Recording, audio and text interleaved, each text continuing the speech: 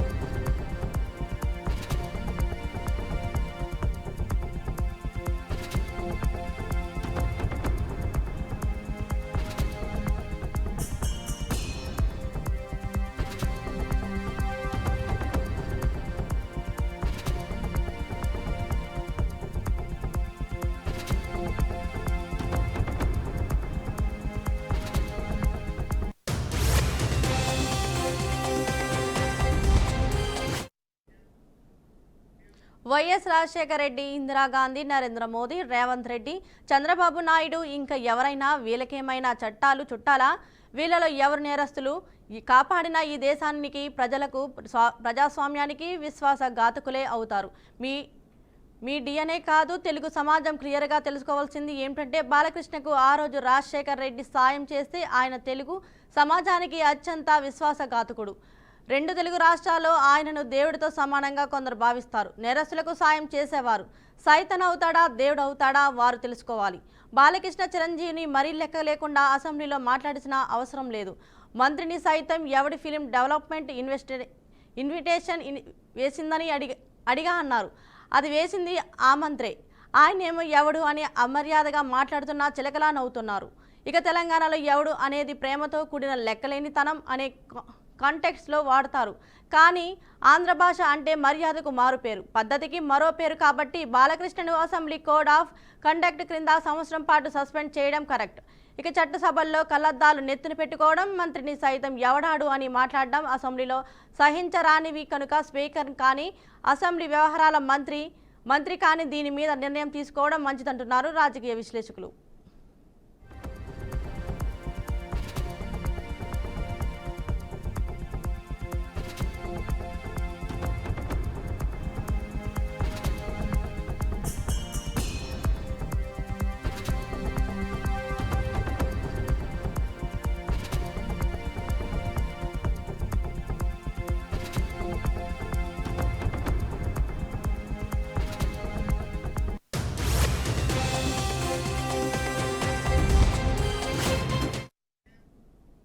దీనిపై మరింత సమాచారాన్ని బీఆర్కే ప్రతినిధి, ఏపీ బ్యూరో చీఫ్ ఈశ్వర్ అందిస్తారు. చెప్పండి ఈశ్వర్.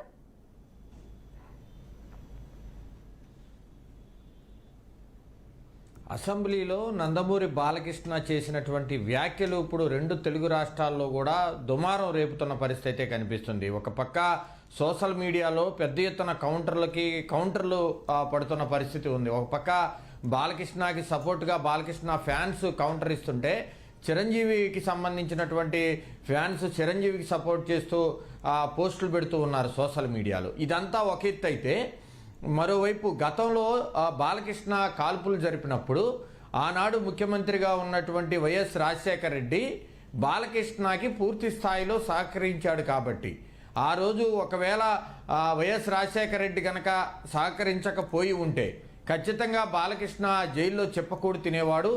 అంత సపోర్ట్ చేసినటువంటి వైఎస్ఆర్ కాంగ్రెస్ పార్టీకి సంబంధించి వైఎస్ రాజశేఖర రెడ్డి తనయుడు జగన్మోహన్ రెడ్డిని ఒక సైకోలాగా మాట్లాడటం, ఆ సైకోగాడు అంటాం, అలాగే పర్యాటక శాఖ మంత్రిగా ఉన్నటువంటి వాడు వీడు అని అంటాం. ఆయన మాటల తీరును పెద్ద ఎత్తున కొంతమంది వ్యతిరేకిస్తున్నారు, కొంతమంది స్వాగతిస్తున్నారు. స్వాగతించే వాళ్ళు ఎవరంటే బాలకృష్ణకి సంబంధించి హార్డ్ కోర్ ఫ్యాన్స్గా ఉన్నటువంటి వాళ్ళందరూ కూడా బాలకృష్ణ మాటలను స్వాగతిస్తున్నారు. ఎందుకంటే బాలకృష్ణ ఎప్పుడు ఒక ముఖ్యమంత్రి ఎన్టీ రామారావు తనయుడుగా ఉంటూ తన తండ్రి ముఖ్యమంత్రిగా ఉన్నా సరే ఎక్కడా కూడా అవినీతికి పాల్పడలేదు. ఏదన్నా స్ట్రైట్ ఫార్వర్డ్గా చెబుతాడు. ఎన్నో సంవత్సరాలుగా సినీ ఇండస్ట్రీలో హీరోగా ఉన్నాడు. 3 సార్లు ఎమ్మెల్యేగా కూడా గెలుపొందాడు. మా నాయకుడిని మీరు అంటారా అంటూ కూడా బాలకృష్ణకు సంబంధించిన ఫ్యాన్స్ మాత్రం బాలకృష్ణ మాటల్ని స్వాగతిస్తున్నారు, సపోర్ట్ చేస్తున్నారు. కానీ అటు చిరంజీవి ఫ్యాన్స్ మాత్రం చాలా సీరియస్గా తీసుకుంటున్నారు. చిరంజీవి కూడా ఒక ప్రకటన రిలీజ్ చేయడం జరిగింది. ఎక్కడా కూడా జగన్మోహన్ రెడ్డి ఆ రోజు మమ్మల్ని వ్యతిరేకించలేదు, మమ్మల్ని అవమానించలేదు. ఆయన మేము కలిసాం కాబట్టి ఆనాడు సినిమాకు సంబంధించినటువంటి సమస్యలు కావచ్చు, సినీ ఇండస్ట్రీకి కావాల్సినటువంటి సాయాన్ని కూడా జగన్మోహన్ రెడ్డి చేశాడని చిరంజీవి చెప్పడం జరిగింది. ఇదంతా ఒక ఎత్తు అయితే ఆర్ నారాయణమూర్తి కూడా మళ్ళీ బయటకు వచ్చి మాట్లాడటం జరిగింది. ఆ రోజు చిరంజీవి అందరినీ కలుపుకొని తీసుకెళ్లటం వల్లే ఆ రోజు సినీ ఇండస్ట్రీ సమస్యలు పరిష్కారం అయ్యాయి. చిరంజీవి చెప్పిన మాటల్లో వాస్తవం ఉంది. అలాని బాలకృష్ణ మాటలు మాత్రం నేను పట్టించుకోను, బాలకృష్ణ మాటలకి నేను ఎక్కడా కూడా స్పందించనంటూ కూడా ఆయన చెప్పడం జరిగింది. ఇప్పుడు ప్రధానంగా చర్చ ఏం జరుగుతుందంటే రాజకీయ నాయకులు వైఎస్ రాజశేఖర రెడ్డి కావచ్చు, చంద్రబాబు నాయుడు కావచ్చు, పవన్ కళ్యాణ్ కావచ్చు, రేవంత్ రెడ్డి కావచ్చు, వీళ్ళందరూ కూడా అధికారంలో ఉంటే చట్టాలు చుట్టాలుగా మారుతాయా అన్న ప్రశ్నలు అయితే ప్రజల్లో బలంగా కనిపిస్తూ ఉంది. ఎందుకంటే అధికారంలో ఉన్న నేతలు కావచ్చు, నాయకులు కావచ్చు, ముఖ్యమంత్రులు కావచ్చు, వాళ్ళు అధికారంలో ఉన్నప్పుడు వాళ్ళు సపోర్ట్ చేస్తే ఖచ్చితంగా చట్టాలు చుట్టాలుగా మారిపోతున్నాయన్న విమర్శలు ఇప్పుడు సర్వత్రా కూడా వినిపిస్తూ ఉన్నాయి. ముఖ్యంగా బాలకృష్ణ అసెంబ్లీలో మాట్లాడినటువంటి తీరును మనం ఒకసారి గమనించినట్లయితే ఖచ్చితంగా అదే వాదన బలంగా వినిపిస్తూ ఉంది. గతంలో రాజశేఖర రెడ్డి బాలకృష్ణ ఇంట్లో కాల్పులు జరిగినప్పుడు మెంటల్ సర్టిఫికేట్ ఇప్పించింది కూడా వైఎస్ రాజశేఖర రెడ్డి అంటూ కూడా సోషల్ మీడియాలో జోరుగా ప్రచారం జరుగుతుంది. అంత దగ్గరుండి సపోర్ట్ చేసినటువంటి వైఎస్ఆర్ రాజశేఖర రెడ్డి తనయుడు జగన్మోహన్ రెడ్డిని సైకో అంటమేంటి? ఆ రోజు తలుచుకుంటే రాజశేఖర రెడ్డి ఖచ్చితంగా బాలకృష్ణాన్ని జైలుకి పంపించేవాడు, చెప్పకూడు తినాల్సిన పరిస్థితి ఉంటుందని సోషల్ మీడియాలో జోరుగా కూడా ప్రచారం జరుగుతూ ఉంది. అయితే ఇప్పుడు 2 తెలుగు రాష్ట్రాల్లో కూడా బాలకృష్ణ చేసినటువంటి వ్యాఖ్యలు మాత్రం పెను దుమారాన్ని రేపుతున్నాయనేది మనకి స్పష్టంగా అర్థమవుతుంది. ఇంత జరుగుతున్నా ఏదైతే బాలకృష్ణ మాట్లాడినటువంటి మాటలకు చిరంజీవి కూడా ఒక ప్రకటన రిలీజ్ చేసినప్పటికీ కూడా వైసీపీ అధినేతగా ఉన్నటువంటి జగన్మోహన్ రెడ్డికి ఈరోజు కూడా నోరు మెదపలేదు. దానికి సంబంధించి ఎక్కడా కూడా మాటలు కూడా లేవు. ఆయన సైలెంట్గా ఉన్నాడు. కానీ అటు చిరంజీవి అభిమానులు మాత్రం సోషల్ మీడియాలో దుమ్మెత్తిపోతున్నారు. బాలకృష్ణకి మాట్లాడటం రాదు. వైఎస్ఆర్ కాంగ్రెస్ పార్టీ నేతలైతే ఒక అడుగు ముందుకేసి మ్యాన్షన్ హౌస్ తీసుకొని వచ్చి ఇక్కడ అసెంబ్లీలో ఆయన మాట్లాడుతున్నాడు కాబట్టి ఆయనకి టెస్ట్ చేయాలి, మద్యం సంబంధించి ఎంత మేర ఆయన మద్యం తాగాడు అనేది కూడా టెస్టులు చేయాలంటూ కూడా వైఎస్ఆర్ కాంగ్రెస్ పార్టీ నేతలు బహిరంగంగానే విమర్శలు చేస్తూ వస్తున్నారు.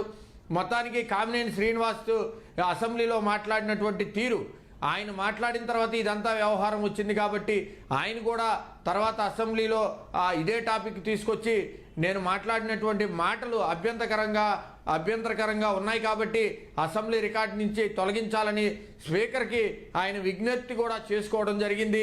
ఇంత జరిగి ఈ విషయం ఇంతటితో క్లోజ్ అవుతుంది అనుకుంటే మధ్యలో ఆర్ నారాయణమూర్తి ఎంటర్ అయ్యి చిరంజీవి మాట్లాడిన దాంట్లో వాస్తవం ఉంది.